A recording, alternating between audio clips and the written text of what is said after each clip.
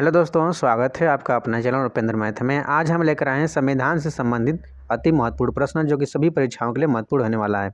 चाहे आपका एसएससी हो, रेलवे हो या बैंक हो, इसके अलावा किसी भी स्टेट लेवल एग्जाम की तैयारी कर रहे हैं, सभी के लिए महत्वपूर्ण होने वाला है। इससे पहले यदि आप चैनल पर नए हैं तो चैनल को सब्सक्राइब कर लें, बेल आइकन को दबा लें ताकि हमारे द्वारा डाले गए वीडियो की पल पल की अपडेट आपको मिलते रहें। चलिए चलते अपने क्वेश्चन की ओर। हमारा पहला क्वेश्चन है, निम्नलिखित में से किस अधिनियम द्वारा भारत में प्रांतों को स्वायत्तता प्रदान की गई थी? इसका उत्तर होगा ऑप्शन नंबर सी, यानी भारत सरकार अधिनियम 1935 के द्वारा। याद रखिएगा, सभी महत्वपूर्ण प्रश्न हैं। चलते हैं अगले क्वेश्चन की ओर। अगला क्वेश्चन हमारा है, भारत के संविधान के ऊपर सबसे अधिक प्रभाव निम्नलिखित में से किसका माना जाता है? तो इसका उत्तर है ऑप्शन नंबर डी, यानी कि भारत सरकार अधिनियम 1935 होगा। इन सभी प्रश्नों को याद रखिएगा। अगले क्वेश्चन की ओर चलते हैं। अगला क्वेश्चन है, शासन की एकात्मक पद्धति का लाभ है? तो इसका उत्तर होगा ऑप्शन नंबर बी, याद रखिएगा, दृढ़ राज्य। अगला क्वेश्चन,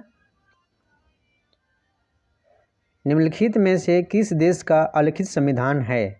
तो इसका उत्तर होगा ऑप्शन नंबर बी, यानी यूके का अलिखित संविधान है।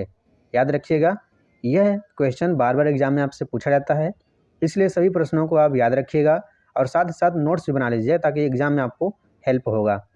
चलते हैं अगले क्वेश्चन की ओर। अगला क्वेश्चन है, जिस संविधान सभा द्वारा भारत के संविधान का अधिनियम किया गया उसके सदस्य कौन थे? तो इसका उत्तर होगा ऑप्शन नंबर बी, यानी कि विभिन्न प्रांतों की विधानसभाओं द्वारा निर्वाचित। याद रखिएगा। हमारा अगला क्वेश्चन होगा, भारत की अंतःकालीन संसद में कितने सदस्य थे? तो इसका उत्तर होगा ऑप्शन नंबर ए, 296 थे। याद रखिएगा। हमारा अगला सवाल है, भारतीय संविधान में आपात उपबंध डैश से लिए गए थे? तो इसका उत्तर होगा ऑप्शन नंबर बी, भारत सरकार अधिनियम 1935। याद रखिएगा। अगला क्वेश्चन होगा, प्रथम केंद्रीय विधानसभा का गठन कब किया गया था? तो इसका उत्तर होगा ऑप्शन नंबर सी, 1921 में किया गया था। सभी महत्वपूर्ण प्रश्न हैं दोस्तों। आपको क्वेश्चन देखकर लग रहा होगा कि सभी एग्जाम में पूछे गए प्रश्न हैं, इसलिए सभी प्रश्नों को आप याद रखिएगा। हमारा अगला प्रश्न है, भारत की संविधान सभा किसके कहने पर बनाई गई थी? इसका उत्तर होगा option number D, cabinet mission के कहने पर बनाई गई थी।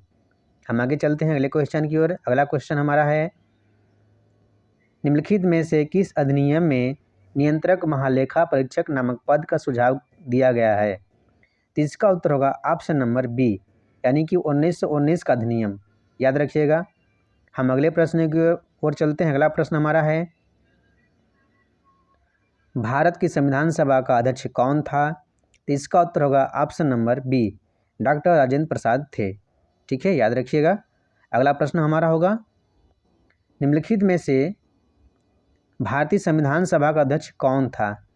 इसका उत्तर होगा ऑप्शन नंबर ए, याद रखिएगा, डॉक्टर राजेंद्र प्रसाद थे। ठीक है, सभी प्रश्न महत्वपूर्ण हैं। हम अगले प्रश्न की ओर चलते हैं। अगला प्रश्न हमारा होगा, अगला प्रश्न हमारा, भारतीय संविधान केवल भारत के लोकतंत्र रूप की संकल्पना नहीं करता बल्कि एक लोकतांत्रिक समाज की भी कल्पना करता है, क्योंकि यह इसकी विचारधारा से ओतप्रोत है। तो इसका उत्तर होगा ऑप्शन नंबर, याद रखिएगा, डी होगा, यानी कि सभी होंगे।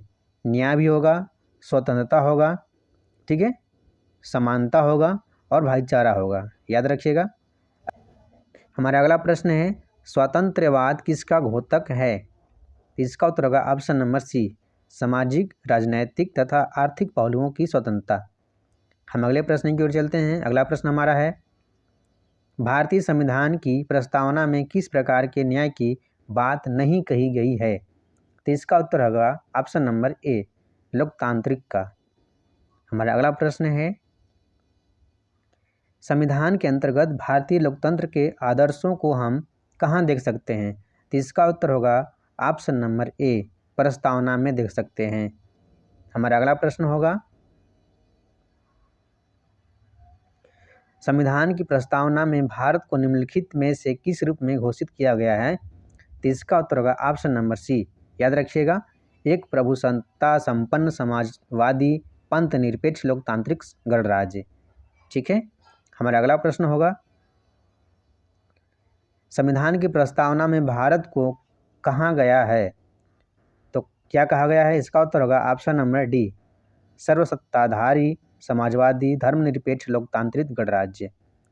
ठीक है दोस्तों, सभी प्रश्न अति महत्वपूर्ण हैं, सभी परीक्षाओं में पूछे जाने वाले प्रश्न हैं, इसलिए सबको याद रखिएगा। चलते हैं अगले प्रश्न की ओर। अगला प्रश्न हमारा है, संविधान बनाते समय निम्नलिखित में से कौन सा आदर्श प्रस्तावना में शामिल नहीं किया गया था? तो इसका उत्तर होगा ऑप्शन नंबर सी, याद रखिएगा, समाजवादी। हम अगले प्रश्न की ओर चलते हैं। अगला प्रश्न हमारा है, लोकप्रिय प्रभुसत्ता क्या है? तो इसका उत्तर होगा ऑप्शन नंबर बी, यानी कि जनता के प्रतिनिधि का प्रभुत्व। याद रखिएगा दोस्तों, यह हमारा पार्ट 1 होगा, इसके बाद दूसरा पार्ट भी आएगा। हम सभी प्रश्नों को करेंगे, किसी को नहीं छोड़ेंगे, इसलिए सभी प्रश्नों को याद रखिएगा, सभी महत्वपूर्ण प्रश्न हैं। हमारा अगला प्रश्न है, भारत संपूर्ण लोकतांत्रिक गणतंत्र कब बना? तो इसका उत्तर होगा ऑप्शन नंबर डी, याद रखिएगा, 26 नवंबर 1949 को बना था।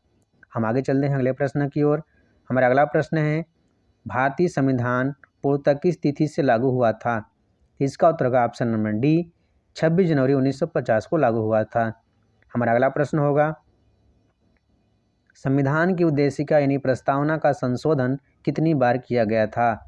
इसका उत्तर होगा ऑप्शन नंबर सी, यानी एक बार किया गया था। हमारा अगला प्रश्न है,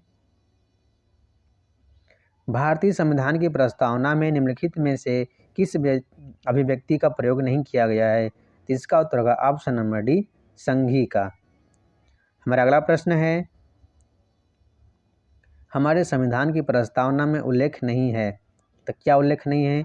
इसका उत्तर होगा ऑप्शन नंबर डी, वयस्क मताधिकार का। ठीक है, याद रखिएगा।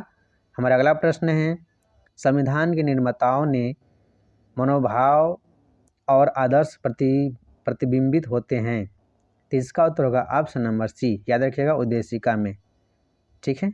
हमारा अगला प्रश्न है, भारत के संविधान में संघी शब्द का प्रयोग कहाँ पर हुआ है? तो इसका उत्तर है ऑप्शन नंबर डी, याद रखिएगा, यानी कि संविधान में कहीं नहीं किया गया है। ठीक है, आगे चलते हैं अगले प्रश्न की ओर। अगला प्रश्न हमारा है, भारत के संविधान में भारत को किस रूप में वर्णित किया गया है? तो इसका उत्तर होगा ऑप्शन नंबर सी, यानी कि राज्यों का संघ है।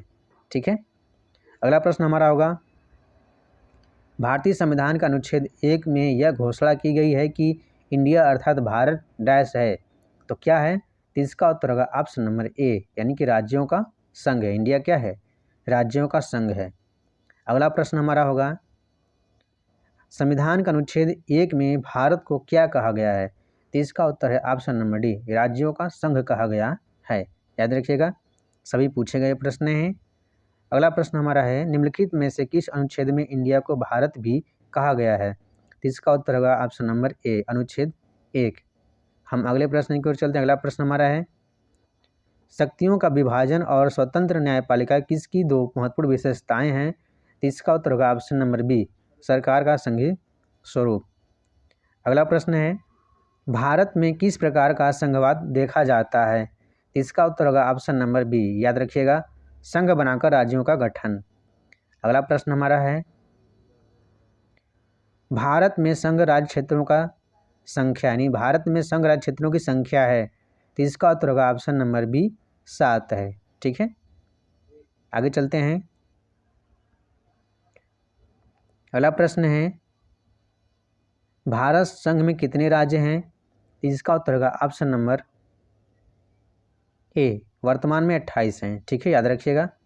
हम आगे चलते हैं। अगला प्रश्न है, दोस्तों यहीं पे हमारा क्वेश्चन कंप्लीट होता है। यदि वीडियो पसंद आया तो वीडियो को लाइक शेयर सब्सक्राइब जरूर करें और हमें कमेंट करके बताएं कि अगला वीडियो किस टॉपिक पर चाहिए। तो आज के लिए धन्यवाद।